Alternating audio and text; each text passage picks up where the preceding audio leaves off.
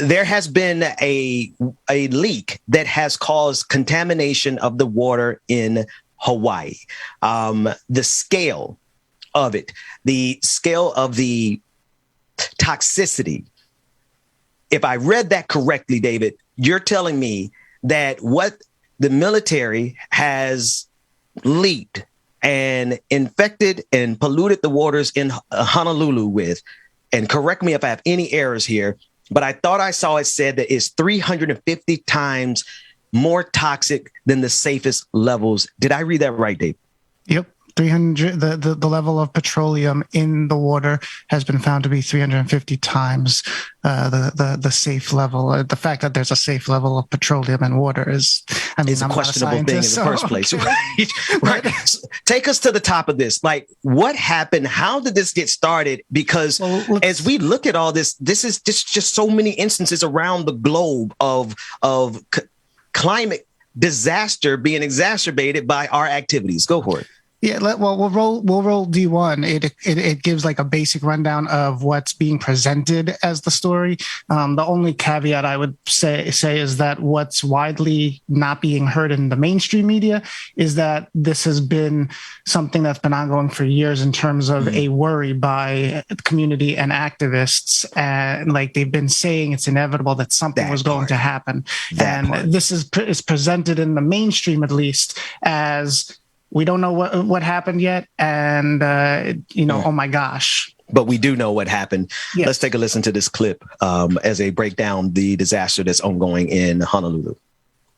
Tonight, the safety of the water supply for hundreds of thousands of people on Oahu in question. This is crossed off. The water in my Hall's house is off limits. And it smelled like I was pumping gas in my car. Hall and at least 1,500 other families in Honolulu, many military, started seeing fuel in their water about 2 weeks ago. A lot of us got sick at the same time. Headaches, nausea, stomach pain. Even Mai's cats were vomiting. 17-year-old Jaden Benia rushed to the emergency room with a severe rash and swelling. And residents continue to report tainted, cloudy water. But when you let it sit, this is what you get. You can see that translucent sheen. According to the Navy, the fuel came from the Red Hill Fuel Facility, which was built during World War II and stores millions of gallons of fuel. And that leaky fuel facility sits only 100 feet over a major aquifer that supplies water to Honolulu. We are on the precipice of a major disaster. We've already seen the disaster happening, and it's a foreshadow of something that could be even worse if action is not taken quickly.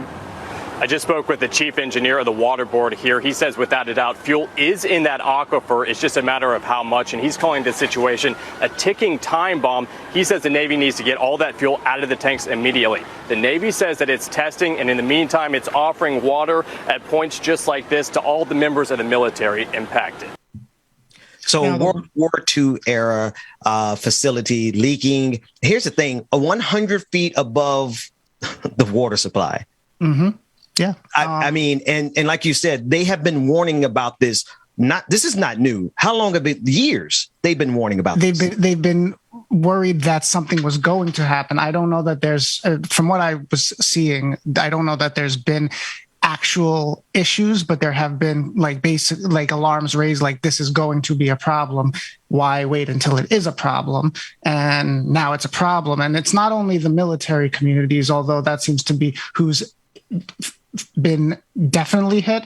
The concern is that it gets out into the wider community outside of the base area, because the base isn't necessarily just completely cut off from civilization.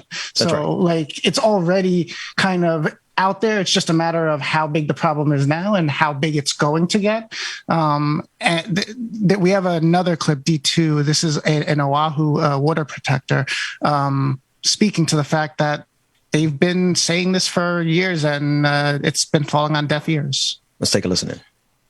Hi, my name is Mikey, and I'm a member of the Oahu Water Protectors. We're all here today because the U.S. Navy poisoned our water with their decrepit, leaking Red Hill Fuel Facility, despite years of warnings from people who actually value life and all that sustains it. The U.S. military swatted dire concerns away like flies as the problem was allowed to fester. The people in charge have demonstrated with their staggering ineptitude and murderous inaction that they have no interest in listening to us and are incapable of grasping some of the most basic concepts required to live in harmony with the rest of the world. There are elementary school kids who have a better comprehension of the urgency of this issue than the top brass of the U.S. Navy.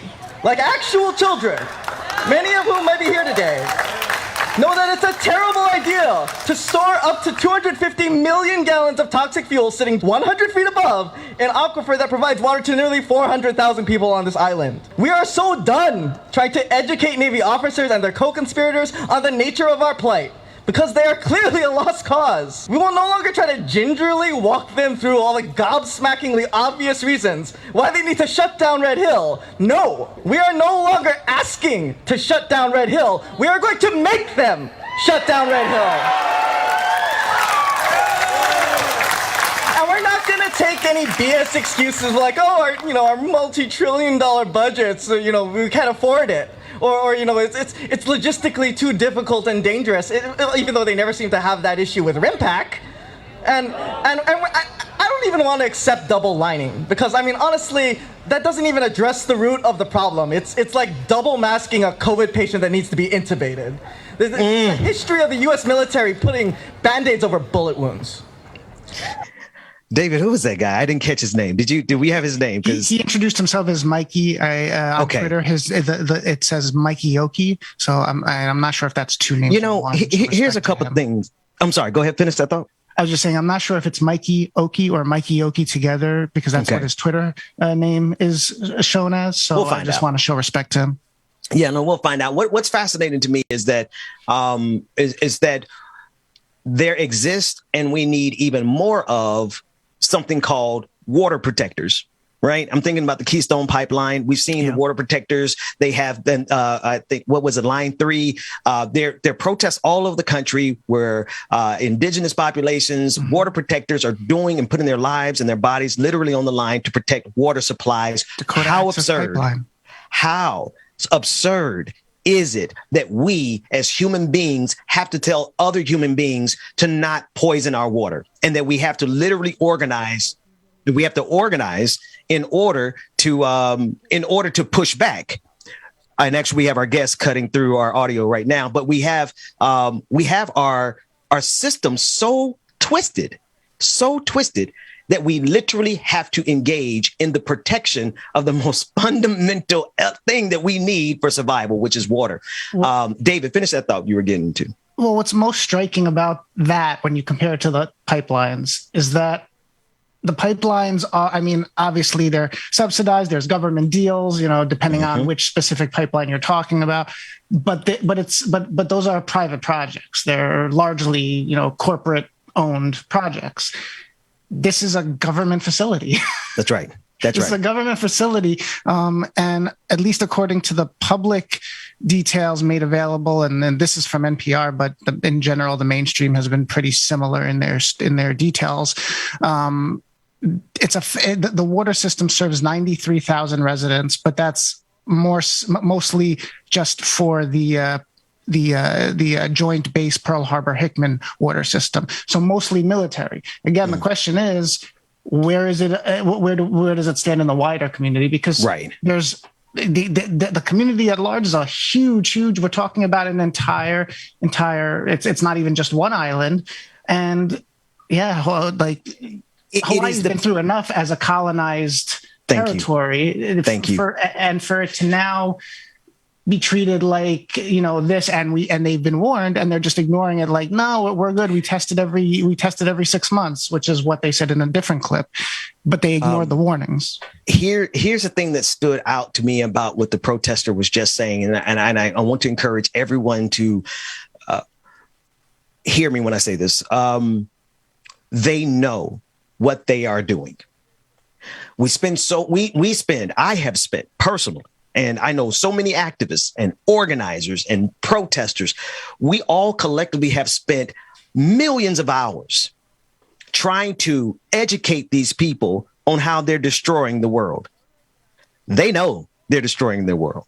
So it is time for us to stop trying to convince people who are being paid to not know, or to not be convinced, or to be ignorant. And we need to begin organizing our own power in order to fight back against it, because these monsters know that they're destroying the planet, David. They know exactly what they're doing.